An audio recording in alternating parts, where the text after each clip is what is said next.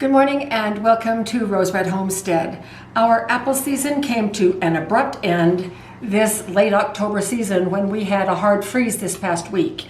And so I quickly went out and got all of the rest of the apples off of our only single tree that produced anything for us this year, which was our Granny Smith tree.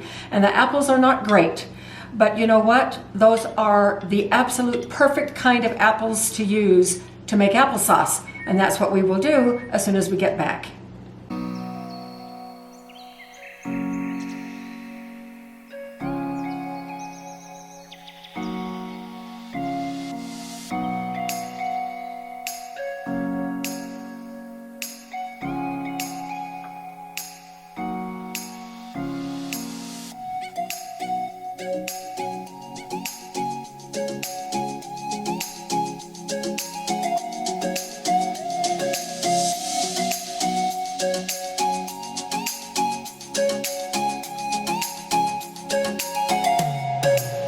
So I have in this pan apples that have just been cut in chunks, and notice that I've cut all the rotten spots out, all the worm parts out. They're turning a little bit of brown, and we don't care because when we cook it, that brown will go away. The cores are still in, the stems are still in, the peels are still on.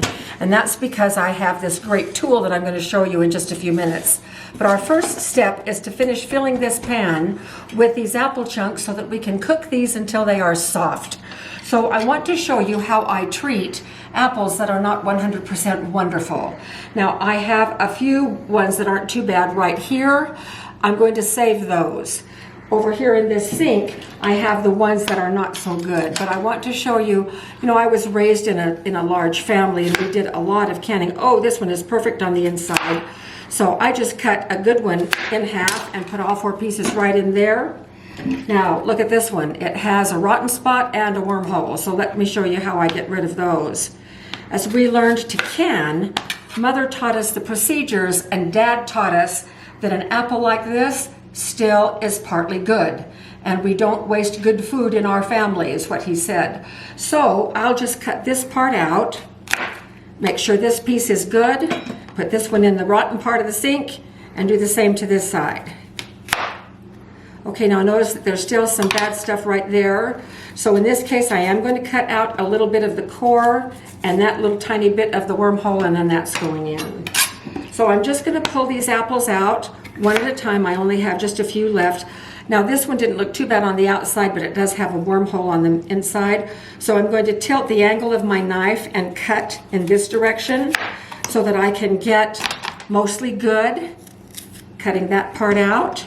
Same on this piece. Now, a lot of people may not even bother with these kind of apples and would like to start with all perfect apples at the very beginning, and I get that.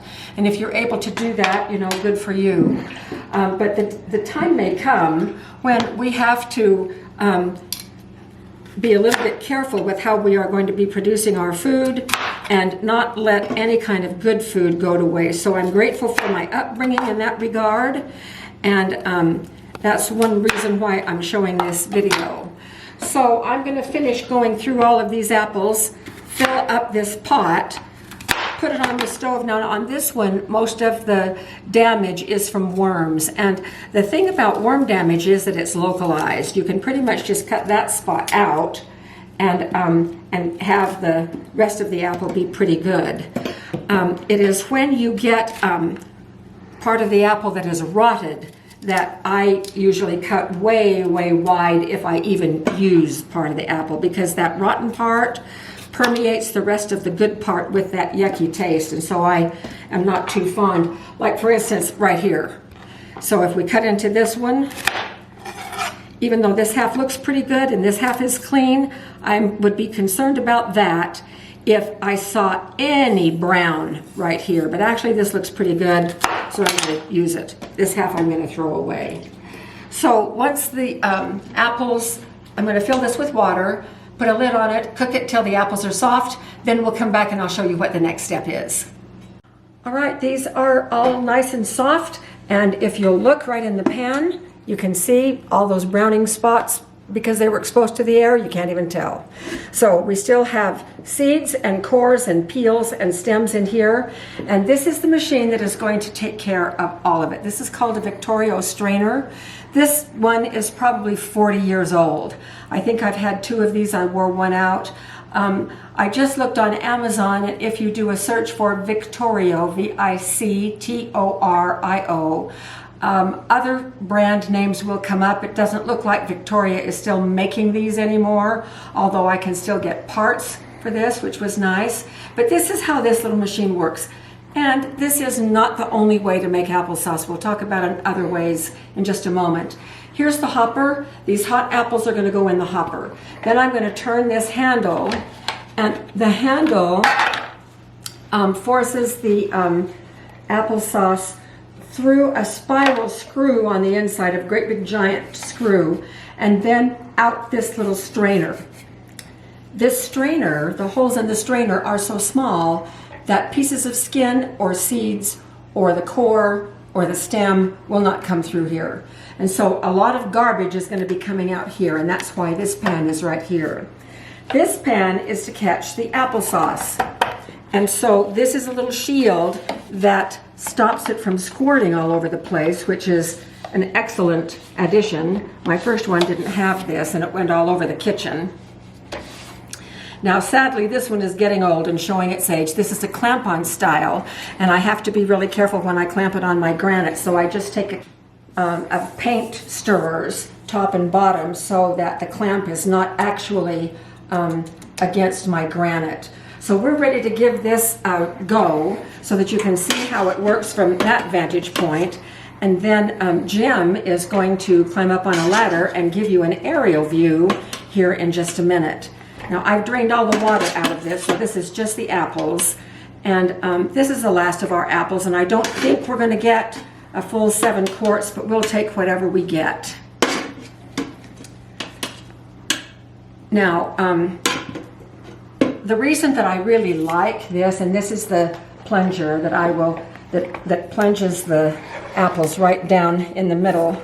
We had to stop the video for a minute. This was slipping, so we had to get the wooden pieces wet so it would grip a little bit better. So I just pushed these apples through, and you can see that their waste is coming out the one side. Now I'm going to remove this so that you can actually see what's happening underneath here. So you can see that the applesauce is piling out, and so this little attachment then directs it to this pan, which is what we want. So I'm going to slip this back on and then continue pushing this down.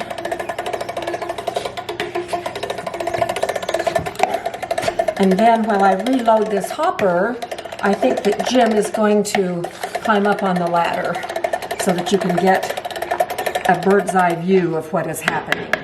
I'm not as fond as Applesmith applesauce as I am with some of the other types of apples, but you know what? This is what we have. It's free and it will do.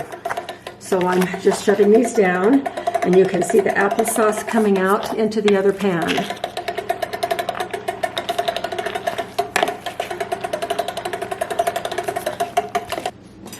Now I'm going to take a spoon and bring this down into the pan. This is very thick applesauce. I may thin this down just a little bit before we finish processing it. Okay. The waste is really good for the compost pile. All right, we will come back when I have finished this part. Okay, so we finished here, and I want to show you how I take this apart and get the last of the last off of here. So I'm going to remove this little slider and scoop in the little pieces. This was a piece of the waste that got in here. Then I loosen this part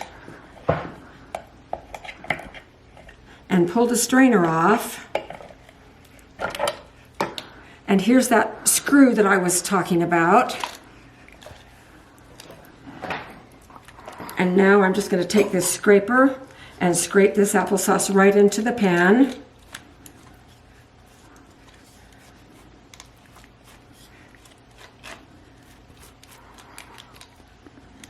when I was first starting to use the this machine, I thought, oh, I bet there's a lot more applesauce left within this junk. And so I ran this through a second time, all of this waste through a second time, and no, there wasn't. So since that first time I did it, I haven't done it since. Now, what do we do from here? Oops, I got some more of that junk in here. A little bit of peel.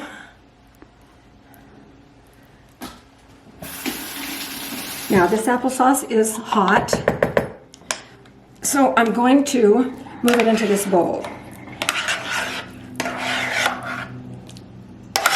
The thing about making applesauce is, whether you do it with a Victoria strainer or any other method that you like,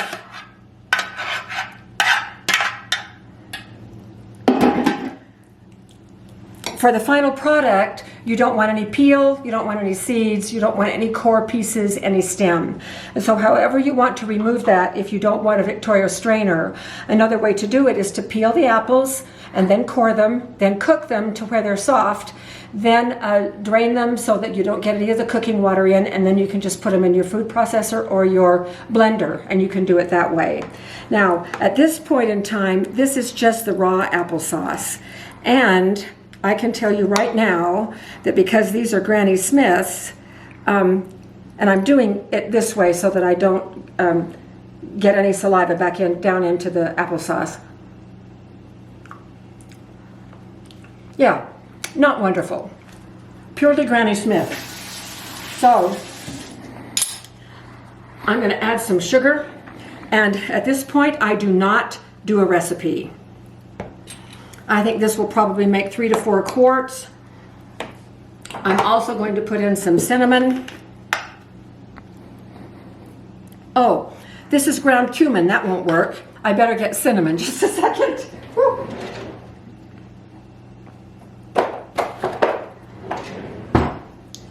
I'm glad I checked. First thing was when I took the lid off, I could smell. It didn't smell right. So here's some cinnamon. And, oh, smelling really good. And then here's some nutmeg, and I love apple and nutmeg. Apple pies with nutmeg, applesauce with nutmeg.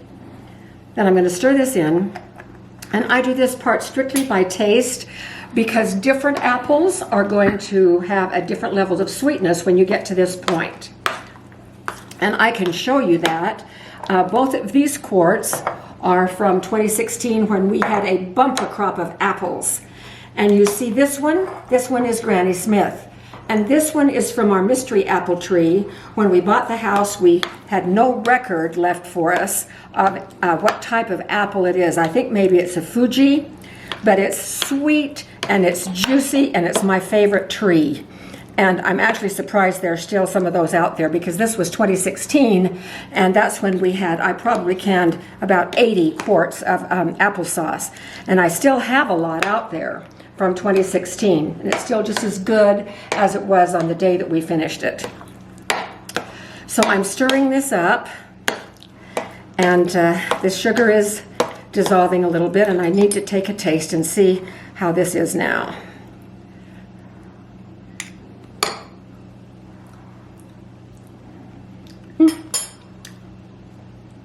Needs a little more sugar.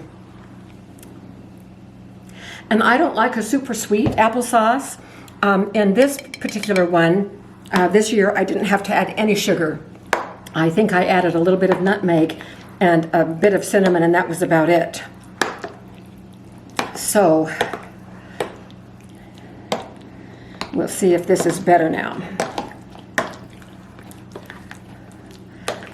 What's really fun is to have all of these jars of applesauce out on our shelves, and whenever somebody brings in a quart of applesauce, we never know quite how it's going to taste because each one is flavored individually.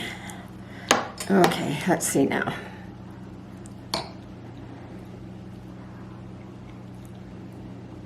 I can live with that.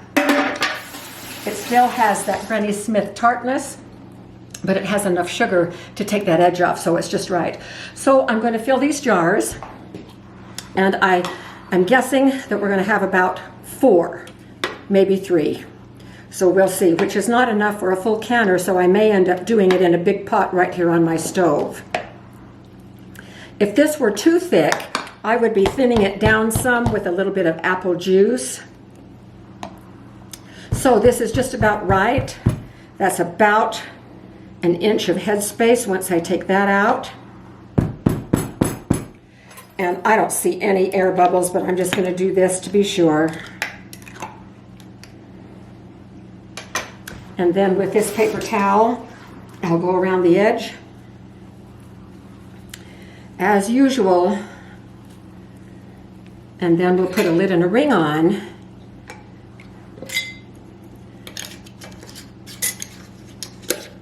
And we will come back when these are ready to go in the canner, either inside or outside.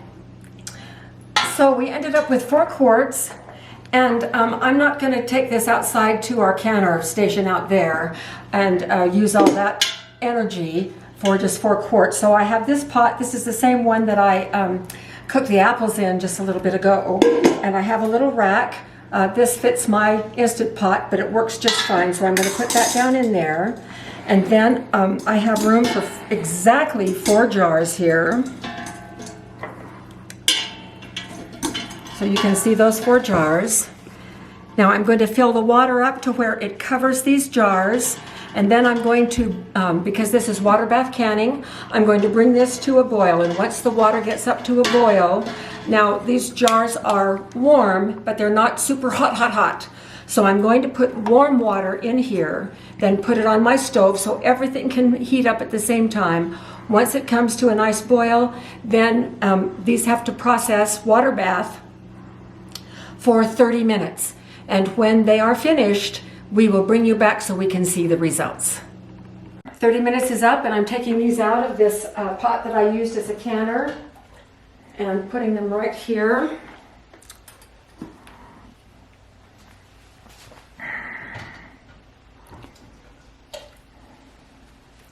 So this is not a huge yield from our apple tree, of course. I also was able to get a batch of apple pie filling from those trees. They did not produce a lot of apples this time, but we're very grateful for what we do have, and it is always a good thing to make good use of what you have and make sure that good food doesn't get wasted. So I hope that this has been meaningful to you, and no matter how you decide to prepare to fix your applesauce, applesauce is a fabulous thing to have on pantry shelves for emergency preparedness and for just good eating. Thanks for joining us, and we'll see you next time.